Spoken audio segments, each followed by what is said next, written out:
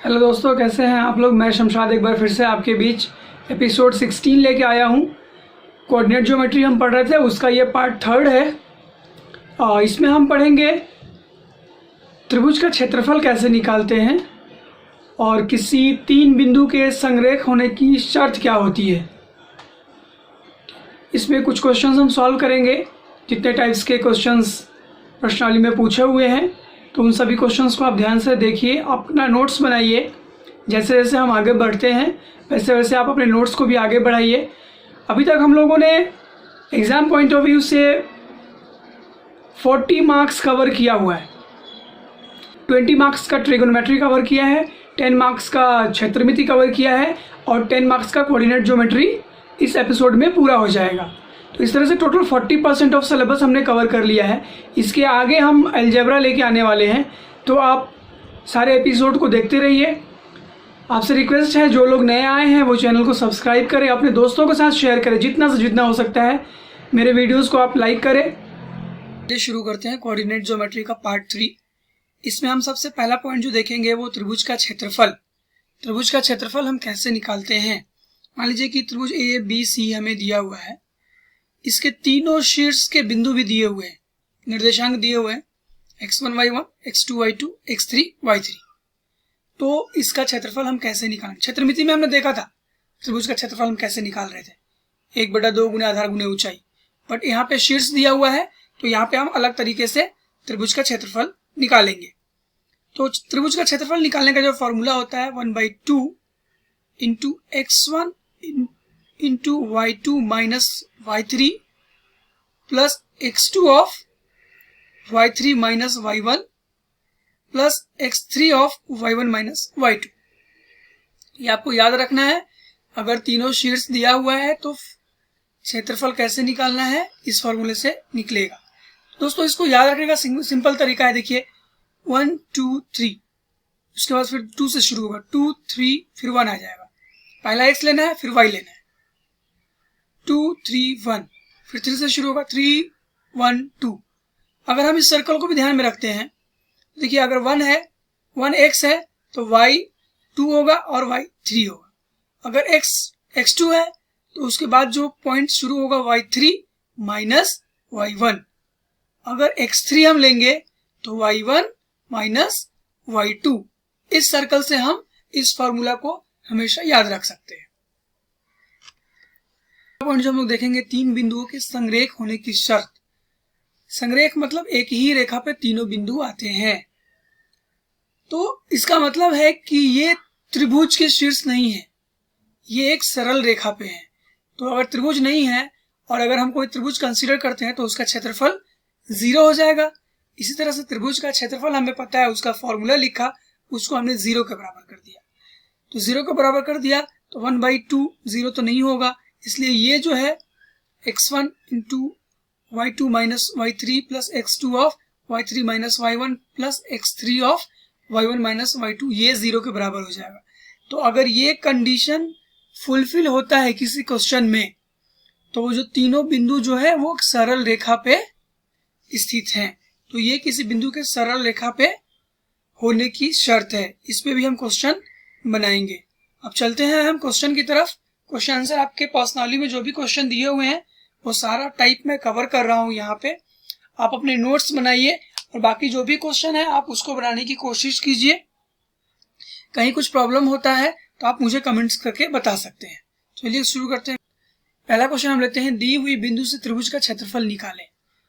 हमारे यहाँ पे 3 बिंदु दिए हुए हैं, त्रिभुज के शीर्ष दिए हुए हैं, 1 -2 -3 4 और 5 -6। फॉर्मूला है हमारे पास। किसी त्रिभुज का शीर्ष A = x1 y1 को हमने 1 और -2 माना, B को x2 y2 -3 4 और C को x3 y3 5 -6 मान लिया। त्रिभुज का क्षेत्रफल का फॉर्मूला है 1/2 x1 of y2 minus y3 plus x2 of y3 minus y1 plus x3 of y1 minus y2। अभी हम यहाँ पे x1 x2 x3 और y1 y2 y3 का वैल्यू इसमें पुट कर देंगे तो क्या हो जाएगा, 1/2 गुने 1 गुने 4 minus of -6 plus -3 of -6 minus of -2 plus minus plus 5 of -2 -4। तो बहुत ही सिंपल कैलकुलेशन है, इसको सॉल्व कीजिए। 1/2 1, ये plus plus minus minus plus हो जाएगा, 4 और 6 10 हो जाएगा, तो 1 गुने 10 प्लस -3, ये हो जाएगा माइनस माइनस प्लस, तो -6 और +2 कितना हो जाएगा, -4 प्लस 5 इंटू -6, तो ये हो जाएगा। अब इसको और आगे सॉल्व करते हैं, 1/2 इंटू 10 हो जाएगा, ये 3 into 4 12 plus minus minus plus, तो +12 हो जाएगा और ये -30 हो जाएगा। इसको हम अगर कैलकुलेट करते हैं तो ये 8 आता है। 1/2 इंटू 8, ये कैंसिल हो जाएगा 4 टाइम्स से, तो 4 वर्ग इकाई। इस तरह से त्रिभुज का क्षेत्रफल जो निकल गया 4 वर्ग इकाई। यहाँ पे कभी कभी आपको क्या होगा, क्षेत्रफल माइनस में भी आएगा, तो आपको क्या करना है, उसका सिंपली मॉडुलस लेना है और उसको प्लस में कन्वर्ट करना है। तो इस तरह से इसका क्षेत्रफल हो गया 4 वर्ग इकाई। क्षेत्रफल कभी नेगेटिव में नहीं होता है। आगे बढ़ते हैं, सेकंड क्वेश्चन लेते हैं। किसी त्रिभुज का क्षेत्रफल 5 वर्ग इकाई है यदि त्रिभुज के 2 शीर्षों के निर्देशांक 2 1 और 3 -2 हो, तो तीसरा शीर्ष xy इस प्रकार हो कि y = x + 3, तो तीसरा शीर्ष ज्ञात करें। ठीक है, निकालते हैं इसको। देखिए इसमें क्या है, त्रिभुज का 2 शीर्ष दिया हुआ है, तीसरा शीर्ष हमें निकालना है जो कि xy मान लेंगे, क्वेश्चन में दिया हुआ है, और उसमें एक कंडीशन दिया हुआ है कि y = x + 3 है। तो हम इसको सॉल्व करते हैं, आगे आगे देखते हैं कैसे ये बनता है। तो प्रश्न से त्रिभुज का क्षेत्रफल 5 वर्ग इकाई है। माना कि शीर्ष A x1 y1 = 2 और 1 है, B x2 y2 3 - 2 है, C xy और y = x + 3 दिया हुआ। इसको समीकरण फर्स्ट मान लेते हैं। सूत्र से हम जानते हैं त्रिभुज का क्षेत्रफल क्या होता है, उसका फॉर्मूला लिख दीजिए, जो कि बराबर 5 होगा, जो कि आपके प्रश्न में दिया हुआ है। इसको x1 x2 x3 y1 y2 y3 का हम यहाँ पे वैल्यू पुट करते हैं, तो हो जाएगा 1/2 गुने 2 गुने -2 माइनस y प्लस 3 गुने y - 1 प्लस x गुने 1 माइनस ऑफ -2 = 5 दिया हुआ है। आगे सॉल्व करते हैं 1/2, ये कितना हो जाएगा। अभी देखिए यहाँ पे कुछ कैलकुलेशन होगा नहीं, तो डायरेक्टली इसको गुना कर देंगे, तो -4 हो जाएगा, -2y हो जाएगा, प्लस यहाँ भी वैसे ही 3y - 3 और प्लस यहाँ भी x + 2x हो जाएगा, minus minus plus 2 × x 2x हो जाएगा = 5। इसको अब थोड़ा सा सजा लेते हैं, 1/2 -2y प्लस 3y, y हो जाएगा प्लस 2x और प्लस x प्लस 3x हो जाएगा, -4 और -3 -7 = 5 हो जाएगा। 2 को हम उधर लेके जाते हैं, इधर डिवाइड में तो इधर मल्टीप्लाई में हो जाएगा, y + 3x - 7 = 5 × 2 = 10। y का वैल्यू हम पुट कर देते हैं समीकरण 1 से, x + 3 जो कि है x + 3 + 3x - 7 = 10, वो x + 3x 4x हो जाएगा, और 3 और 7 -7 और प्लस 3 -4 हो जाएगा, उसको इक्वल्स टू के दूसरे साइड ले जाएंगे तो +4 हो जाएगा। 10 + 4 = 14, इसलिए x = क्या हो जाएगा, 14/4 = 7/2। x का मान यहाँ पे निकल गया 7/2। अब समीकरण 1 में x का मान हम रख देंगे, तो समीकरण 1 है y = x + 3, यहाँ पे हमने x का मान रख दिया 7/2, तो इसको सॉल्व करेंगे तो आ जाएगा 13/2। इस तरह से x का मान 7/2 और y का मान 13/2, तो जो निर्देशांक हमें निकालना था वो निकल गया। ये हो गया आपका आंसर। आगे बढ़ते हैं दोस्तों, अगला क्वेश्चन जो है ये बिंदुओं के संरेख होने पे है। ये क्वेश्चन पूछा भी हुआ है। देखिए कि k के किस मान के लिए 3k 7 - 2 और 5 1 संरेख हैं। तो पॉइंट्स मान लेते हैं, x1 y1 x2 y2 x3 y3 जो कि दिया हुआ है प्रश्न से।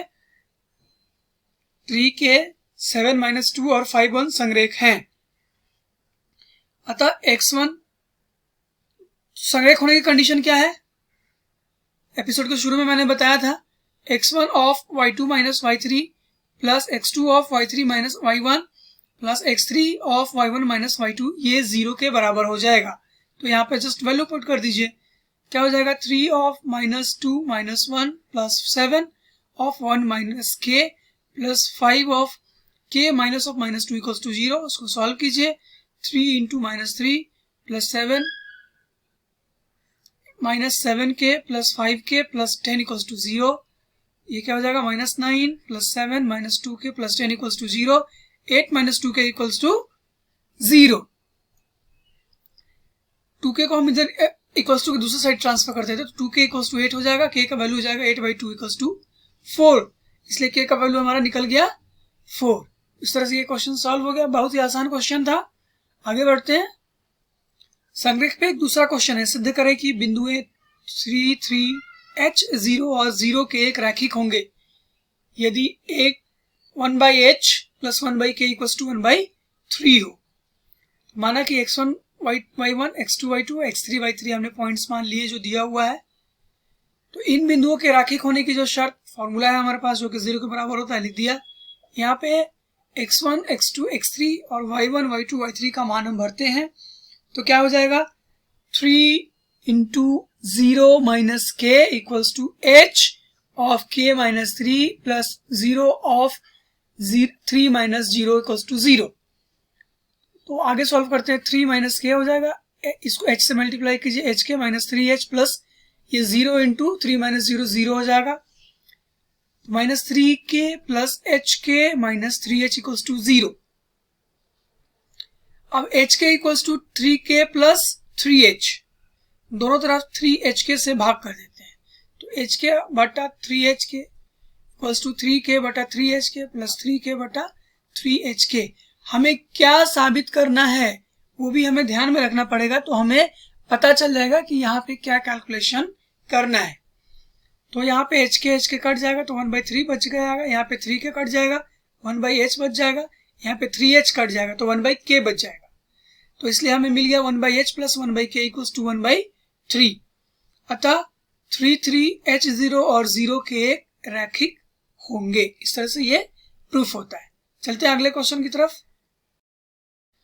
दोस्तों अगला क्वेश्चन लेते हैं। उस चतुर्भुज का क्षेत्रफल निकालें जिसके शीर्ष क्रमानुसार -4 -2 -3 -5 3 -2 और 2 3 हो। तो देखिए यहाँ पे अभी तक हमने त्रिभुज का फॉर्मूला से निकाला था क्षेत्रफल, लेकिन यहाँ पे चतुर्भुज का क्षेत्रफल निकालना है। तो सबसे पहले क्वेश्चन आप 1 से 2 बार समझिए। अगर फिर भी नहीं समझ में आता है तो क्वेश्चन का अगर फिगर ड्रॉ हो सकता है तो फिगर बनाइए। तो हो सकता है कि आपको कुछ कंक्लूजन मिल जाए कि क्वेश्चन कैसे बनेगा। तो यहाँ पे मैंने फिगर ड्रॉ किया तो यहाँ पे कंक्लूजन मिला कि अगर मैं इसको 2 त्रिभुज में बांट देता हूँ और दोनों त्रिभुज का क्षेत्रफल अलग अलग निकाल के जोड़ देता हूँ तो इस चतुर्भुज का क्षेत्रफल निकल जाएगा। देखिए यहाँ पे ए बी सी डी चतुर्भुज के चारों शीर्ष हैं। मैंने बी से डी को मिला दिया तो 2 त्रिभुज बन गया ए बी डी और बी सी डी। दोनों त्रिभुज का अलग अलग क्षेत्रफल निकाल के जोड़ देंगे तो चतुर्भुज का क्षेत्रफल निकल जाएगा। माना कि ए बी सी डी एक चतुर्भुज है। बी से डी को मिलाया। इस तरह 2 त्रिभुज ए बी डी और त्रिभुज बी सी डी मिलता है। चतुर्भुज ए बी सी डी का क्षेत्रफल त्रिभुज ए बी डी का क्षेत्रफल और प्लस त्रिभुज बी सी डी का क्षेत्रफल। त्रिभुज का फॉर्मूला हमें पता है तो हमने लगा दिया 1/2 फॉर्मूला पुट कर दिया। -4 -5 -3 -3 of 3 -2 plus 2 of -2 -5 plus 1/2 -3 of -2 plus -3 plus 3 of 3 -5 plus 2 of -5 -2। तो देखिए अब इसमें केवल कैलकुलेशन रह गया है। तो यहाँ पे आप बड़े सावधानी से कैलकुलेशन कीजिए, प्लस माइनस की गलती ना हो, जोड़ घटाव कहीं में गुना भाग में कहीं गलत ना हो, तो आपका क्वेश्चन ये बड़े आसानी से आराम से बन जाएगा। आगे बढ़ते हैं। 1/2 ये हो जाएगा -4 into -8 -3 into 5 plus 2 into 3 plus 1/2 -3 into -5 plus 3 into 8 plus 2 into -3 और आगे सॉल्व करते हैं 1/2 ये हो जाएगा 32 minus 15 plus 6 plus 1/2 15 plus 24 minus 6 1/2 इसको आप कैलकुलेट करेंगे तो 23 आएगा प्लस 1/2 इसको कैलकुलेट करेंगे तो 33 आएगा तो 23/2 हो जाएगा और 33/2 हो जाएगा। इसको अगर आप आगे सॉल्व करते हैं तो 23 प्लस 33/2 इक्वल्स टू 56/2 जो कि 28 वर्ग इकाई होगा। तो अतः चतुर्भुज का क्षेत्रफल क्या हो जाएगा 28 वर्ग इकाई हो जाएगा। बड़ी आसान तरीके से हमने इसको निकाल लिया। तो ऐसे ही आपको लॉजिक लगा के क्वेश्चंस बनाना है, फॉर्मूले वही यूज होने वाले हैं जो अब तक अभी हम लोगों ने इस चैप्टर में पढ़े हैं। आगे बढ़ते हैं। ये क्वेश्चन बोल रहा है त्रिभुज ABC के शीर्ष A 4 - 6 B 3 - 2 और C 5 2 है। AD इसकी एकमाधिका है। सीधे करें कि AD त्रिभुज ABC को समान क्षेत्रफल वाले दो त्रिभुजों में बांटता है। तो देखिए अभी हमने क्या किया था, चतुर्भुज को दो त्रिभुज में बांट के दोनों का क्षेत्रफल निकाल के उसका सॉल्यूशन निकाला था। अभी यहाँ पे क्या बोल रहा है कि एक त्रिभुज है ABC, एक माध्यिका है CD जो कि त्रिभुज को दो बराबर भागों में बांटता है। तो साबित करना है कि दोनों का क्षेत्रफल, ये दोनों त्रिभुजों का क्षेत्रफल बराबर है। सिंपल है, बनाते हैं। माना कि त्रिभुज ABC एक त्रिभुज है, D AB का मध्य बिंदु है, C से D को मिला है। इस तरह हमें दो त्रिभुज ACD और त्रिभुज BCD मिलते हैं। साबित करना है कि त्रिभुज ACD का क्षेत्रफल बराबर त्रिभुज BCD का क्षेत्रफल, दोनों का क्षेत्रफल बराबर होगा। D के निर्देशांक, चूंकि D AB का मध्य बिंदु है तो D के निर्देशांक निकाल देंगे। 4 प्लस 3/2 माइनस 6 माइनस 2/2 7/2 माइनस 8/2 7/2 और -4 हो जाएगा।